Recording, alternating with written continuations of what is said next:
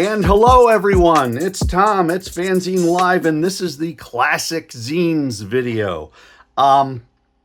Last time I did a look at the small press comics explosion, I did a look at Hype Comics by Bob Wayne Kozlowski, and he mentioned how he discovered small press comics explosion. Well, guess what? I have copies of small press comics explosion going back quite a bit.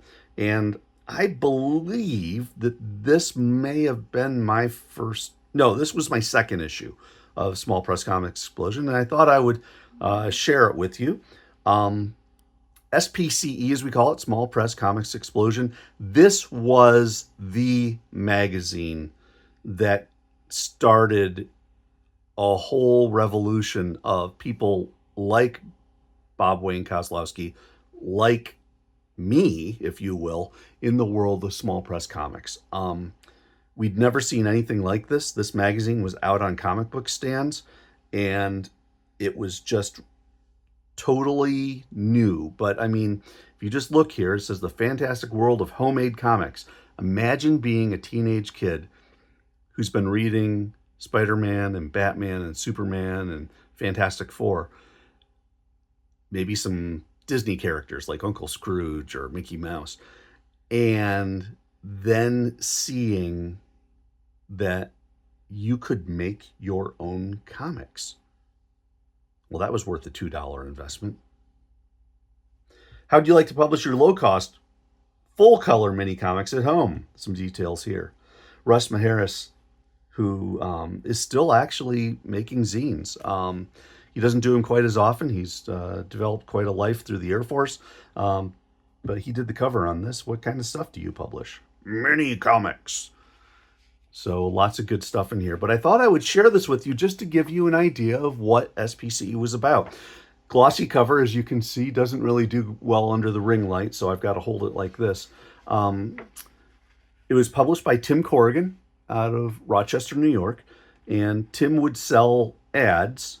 And basically these blocks, which you can see, I'm trying to find, this was a two-section block. This was a two-section block. Basically, he had 3 columns, and then he would do inch blocks that he would sell at a time. And it was just for peanuts.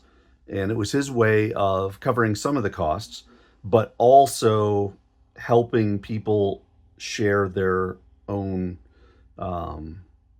creative efforts. And so you can see, like, Tim actually has an ad for his own Zarcasm. I've got a copy of that. But you can see he goes Fantascape, Hobotech, Amy Jo Activist, Crawl Space, all sorts of stuff. And then we get to the interior, and this is all newsprint.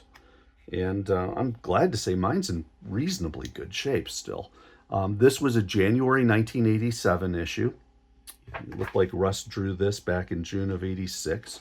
So Tim had it in inventory for a little while. There's a picture of Tim, doctored up a little bit with the glasses and the mustache. But yeah, that's Tim.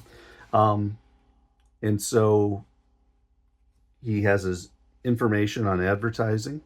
He has his information on C&T Graphics, his company, his back issues.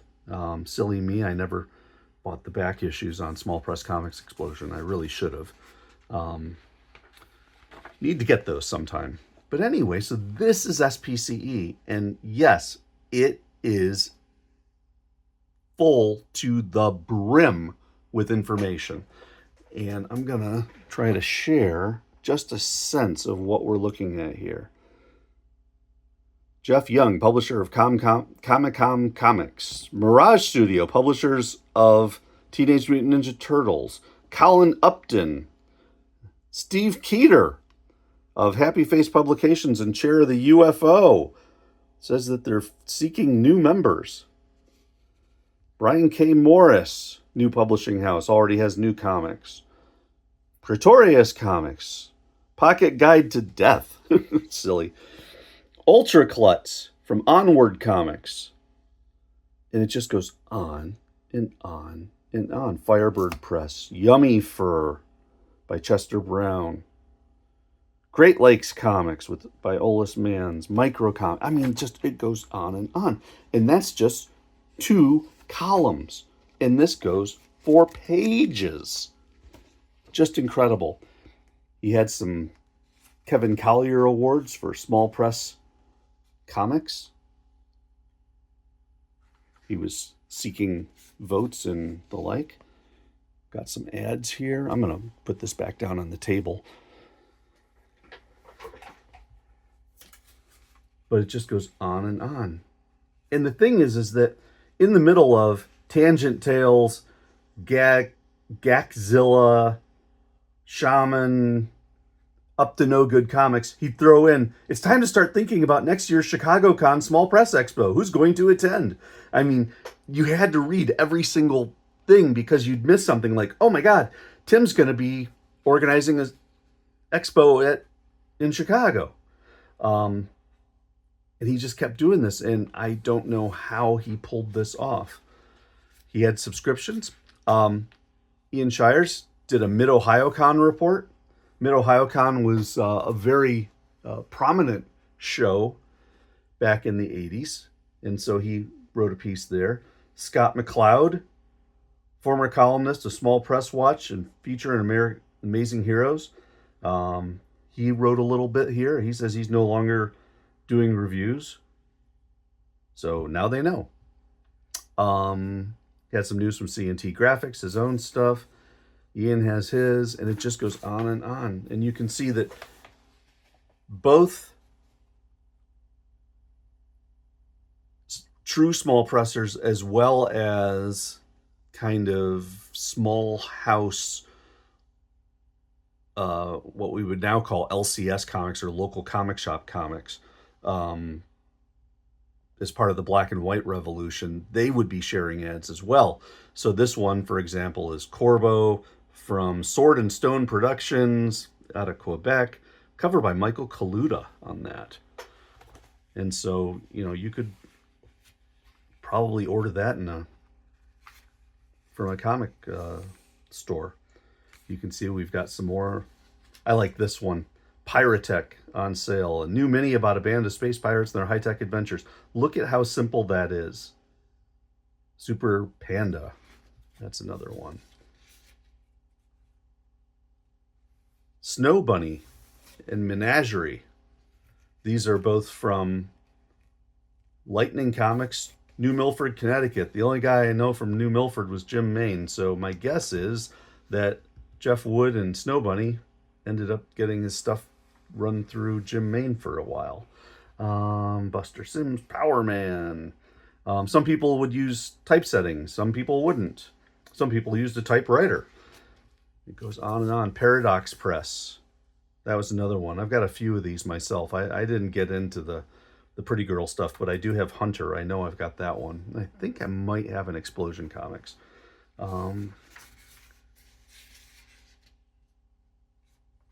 Mini Comics UK out of England. Wizard of Time. Pantheon by Wade Busby. I did a video on that before. Some people put in their wanteds. I want Cerebrus number 1 to 20 and others. He puts in his information. Cartoonist Survival Guide. And it just goes on and on. Cosmic Comics. There you go. Hype Comics. So Bob Kozlowski, with his Hype Comics number 1 story about getting into comics, small press, through Small Press Comics Explosion, immediately turns around and becomes an advertiser. Tim was just growing the movement just faster than fast.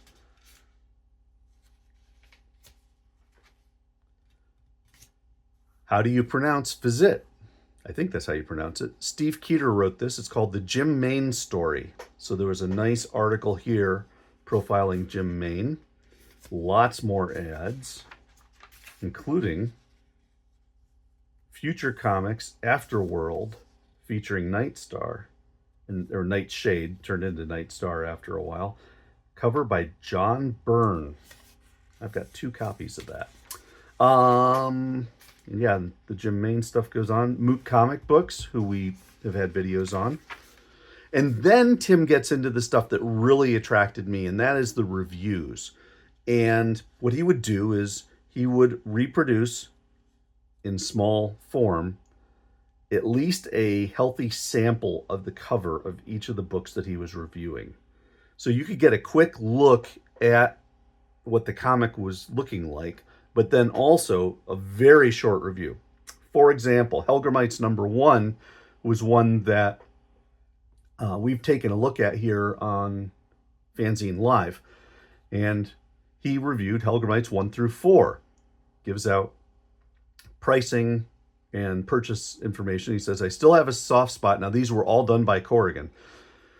I still have a soft spot for the good old superhero yarn, and this is a pretty good one by small press standards. The writing flows along nicely, and the art, while rough, is respectable. Very unique characters and powers. Original origins in #1. And issue 4 is a special 2D issue, which provides 2D glasses. Now, that's funny. These 12-page digests are a lot of fun. So that's just the review, but at least you got just a taste of what these things were about. Captain Optimus by Alan Freeman. I note that one, and I believe I've got that as well. You can see we have all these different zines all being reviewed. I do not for the life of me know how Corrigan found the time to do all this and do it so well. Steve Shipley's United Planet Alliance Peacemakers. I've got those. You can see the Moot comic books. Got those. A lot of good stuff. Dishman. That's a favorite. I had to do a Dishman review. Art Tips by Matt Feazell. Interesting. And then I like this. Looks like Tim did Small Press Courtesy and Ethics. Because there were so many newbies coming into the world of small press comics and zine publishing, he thought it would be wise to do a piece on courtesy and ethics. And it's really nice. Some neat rules here. Let's look at some of the rules. #1, don't do business with anyone who won't tell you their real name. Common sense. Okay. Rule 2, say please and thank you. Rule 3, don't send original art through the mail to small press publishers. #4, remember there was no internet at the time. Rule 4, contributors should always get free copies. Rule 5, answer your mail and fill orders promptly. Rule 6, don't satirize the major publishers. #7, don't announce or advertise the availability of a book until all the artwork is finished and in your hands and you have the money to print it. That's called vaporware these days. So yeah, I mean, just real basic ethics. Tim also did some reviews of independent comics, including things like Fish Police, Wizard of Time, Samurai Squirrel, but also like Rocket Comics from Jim Pack. He went and made Comet Tales. Adam and Eve, Captain Confederacy, that was a favorite of mine. Teenage Mutant Ninja Turtles is on there, Ultra Klutz. Synapse Comics. Matt Kanarakis, the creator of Helgramites, along with his friends, he did an ad. And note that the Light, that's my character that I wrote. Catch the adventures of the only comic book vigilante who rides a Kawasaki GPZ 400R. I love that. Chuck Bunker having an ad for Geriatric Man, among others. And then you've got some classifieds. You could get classified space if you wanted.